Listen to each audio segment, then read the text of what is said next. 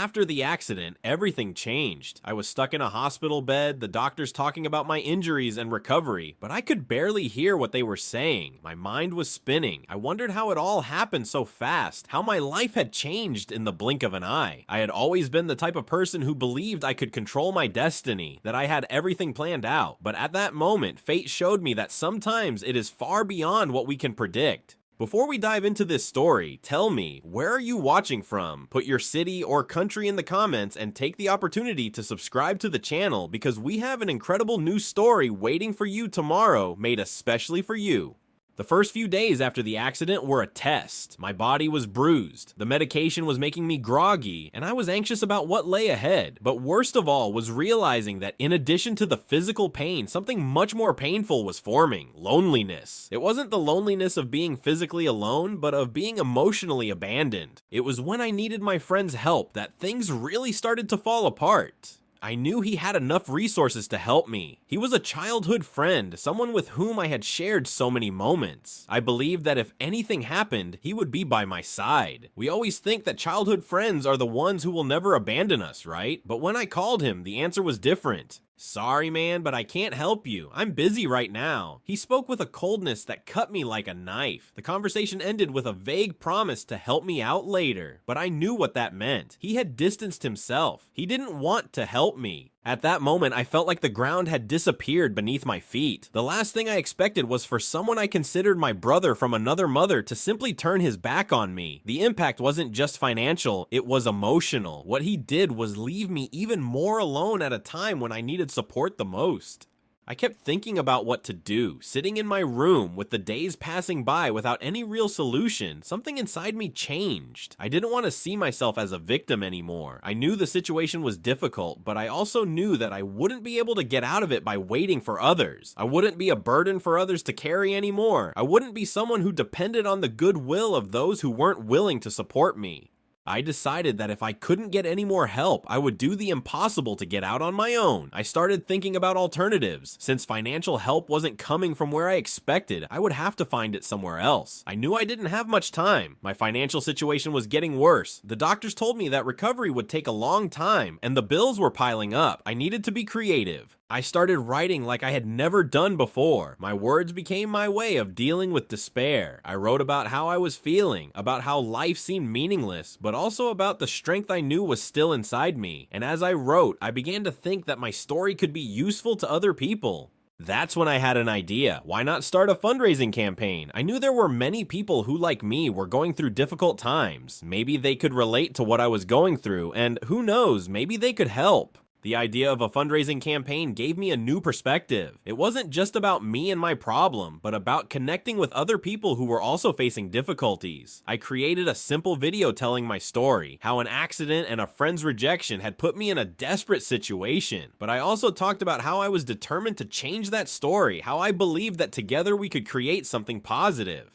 I showed my desire to no longer be someone who accepts what life gives them, but to be someone who creates opportunities even in the worst circumstances. I posted the video on social media, and to my surprise, it went viral. People started sharing my story, commenting, offering to help. The support I never received from a close friend now came from many people who had never met me. I was shocked. I never imagined that a simple action could result in such generosity. But the most impressive thing happened weeks later. The fundraising campaign exceeded all my expectations. Not only did I get the resources I needed to recover, but the impact of the campaign made me feel truly valued. I began to understand something important. It wasn't about what others could do for me, but what I could do for others. I decided to turn my pain into a force to help others who were in similar situations. As the campaign progressed, I began to focus on my recovery. I spent weeks going to physical therapy, facing daily challenges, but with renewed motivation, knowing that people were supporting me. And at the same time, I couldn't stop thinking about those who were truly by my side throughout this journey. They were the real heroes.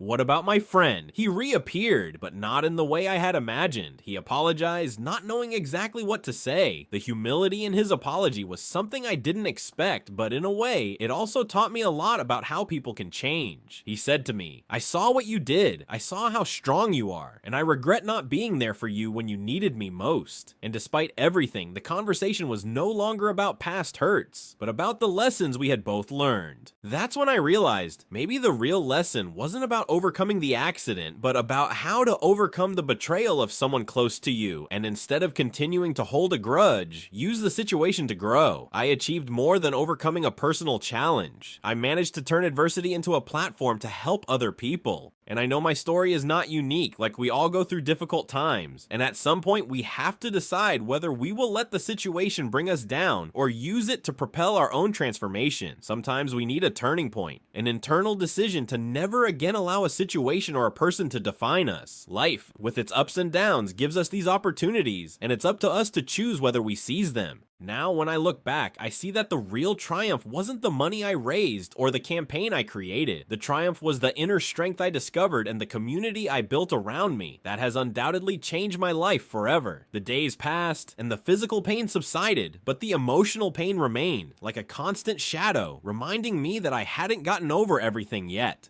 Despite all the help I received, even from the stranger who gave me financial support, I still felt that emptiness. My friend, the man I trusted like a brother, was still distant from me. This made me reflect even more on the nature of friendships and the expectations we place on people. It wasn't just financial support I was looking for, but emotional support. The support of someone who would be by my side, lifting me up, helping me face life with more strength. I had already proven my ability to fight, but at that moment, the fight wasn't just against my body, it was against emotions I didn't yet know how to deal with. When someone you trust turns their back on you, it's hard not to feel like the world is against you, even if rationally you know that's not true. And then, with everything that was happening, my perspective began to change. I started to ask myself, why wait for someone else to give me what I can build myself? What did it mean to wait for a friend who had his own reasons to reach out to me when, in fact, I already had the power to change my reality on my own? I always thought I depended on others to achieve something. I thought that my success, my happiness, and my recovery were in the hands of those around me. But now, seeing reality, I knew that it was in my own hands. It was then, as I reflected deeply on the situation, that I began to plan something bigger. If I was able to get back up after this betrayal, I could also help others who were going through similar difficulties. During my therapy and recovery sessions, I started writing about how the process of overcoming my challenges was not only physical, but also psychological and emotional. I began to put down on paper everything I felt and thought about my journey. What I didn't know was that those words, those little notes, would be the foundation of something much bigger.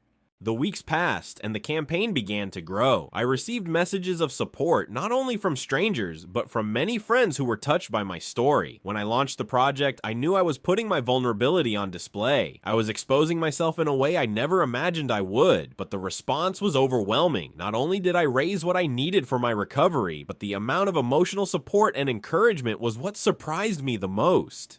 Every message of support, every comment from someone who said, "I've been through something similar and your story has given me strength," gave me more and more fuel to keep going. It wasn't just about money, it was about human connection, about the mutual support that is created when people open up to each other. It made me realize something. I wasn't alone. I never had been. I just needed to look around and accept the support that the world was offering me in many different ways. That's when the real change happened. I started to move away from the idea that friendship or trust in other people was the key to my recovery. The key was in me all along, in my ability to get up, move forward, and use my pain as fuel for something great. And that's when something even more transformative happened. I remembered something my grandfather always told me: pain is inevitable, but suffering is optional. Those words began to resonate within me. The pain of betrayal, the pain of the accident, the pain of recovery, they were inevitable, but suffering was something I was allowing myself to feel. I decided in that moment that I didn't want to suffer anymore. I wasn't going to hold on to what could have been or what should have happened. I would choose to live in the present, and I would choose to do so in a positive way. Now, with a new perspective, I looked at my friendship with my friend and realized that I no longer needed that validation. I could forgive him, not because he deserved it, but because I deserved it. I deserved peace. I deserved the freedom to move on without carrying the weight of hurt. As soon as I decided to forgive him, I felt a relief, something I couldn't have imagined before. Forgiveness didn't mean that I accepted what he did or that I would trust him again in the same way, but forgiveness was about freeing myself, about taking that weight off my soul. Months passed, and my friend, over time, grew closer to me. He who had previously distanced himself began to show remorse, and that made me realize how much people can change. He was no longer trying to justify his mistake. He simply looked me in the eyes and said, "I lost you when you needed me most, and it destroyed me. I hurt you, and I'm here now because I realized that losing a friendship like ours is worth nothing." That moment of humility touched me deeply, but I knew that trust would not be regained overnight. However, in forgiving him, I realized that true strength lay in knowing that I didn't need anyone else to be happy. I could be happy on my own, move forward on my own, and if I needed to, I could help others along the way.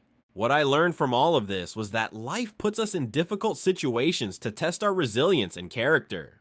People may fail us, and situations may knock us down, but it is how we get back up that is our true strength. It is not our circumstances that define us, but the choices we make in the face of them. Today, looking back, I know that betrayal was one of the greatest blessings in disguise I have ever received. I would never have discovered the true strength I had within me if it weren't for that moment. The friend who walked away, the accident that changed my life, all of it led me to become the person I am today. And perhaps most importantly, it made me understand that no matter how much you try to rely on others, in the end, the only person who will never abandon you, who will never let you down, is yourself. Now my mission is to help others see that, to show them that despite the pain, despite the loss, there is always a way out. You just have to believe you can find it. I learned the lesson that the greatest gift we can give ourselves is the ability to overcome, to create new possibilities, to believe in what we are capable of doing.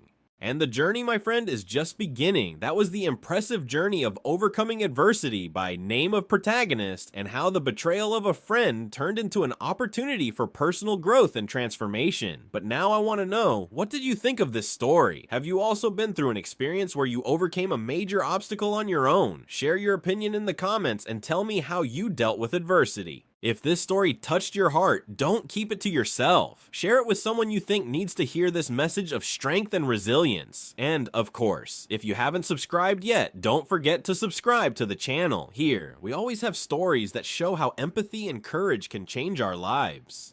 And if you're looking for more inspiration, click on one of the videos appearing on the screen now. There are many other powerful stories waiting for you. See you in the next video.